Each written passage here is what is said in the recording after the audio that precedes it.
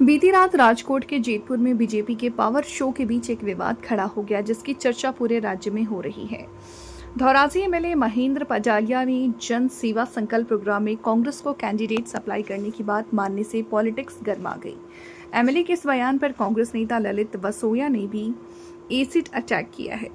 जेतपुर में लेउआ पटेल समाज में बीजेपी के प्रदेश अध्यक्ष जगदीश विश्वकर्मा की अध्यक्षता में एक कॉन्फ्रेंस हुई थी, जिसमें जिला तालुका पंचायत के कैंडिडेट से बातचीत होनी थी। प्रदेश अध्यक्ष विश्वकर्मा के पहुंचने से पहले ही प्रोग्राम में उस समय हंगामा मच गया, जब एमएलए महेंद्र पजालिया स्टेज से बोलने के लिए खड़े हो गए। चुनाव जीतने के जोश में नेताजी की जुबान फिसल गई। उन्होंने अचानक कह दिया कि कांग्रेस के पास फॉर्म भरने के लिए कैंडिडेट नहीं थे, इसलिए हमने बीजेपी कैंडिडेट्स दे दिए हैं ताकि अब बुरे न लगे। एमएलए के इस बयान से विधानसभा में सन्नाटा छा गया और ये वीडियो सोशल मीडिया पर वायरल हो गया।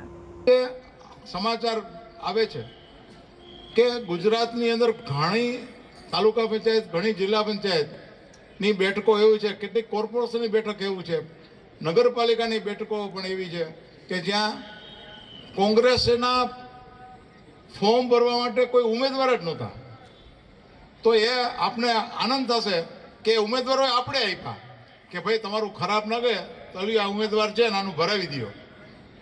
એનો મેન્ડેટ છે ને ઉમેદવારોએ કીધું, એ લોકોએ ફાડી નાખ્યા। આમ આદમી પાર્ટીના 2-3 જગ્યા એવું બન્યું કે મેન્ડેટ ફાડી નાખ્યા કે અમારે કાંઈ ચૂંટણી બૂંટણી લડવી નથી। અને આજે બિનહરીફ 11 તારીખે પછીની જે 11 તારીખે ફોર્મ ભરાય ત્યારે સિંગલ ફોર્મ ભારતીય જનતા પાર્ટીનું ઉમેદવારમાં આવ્યું।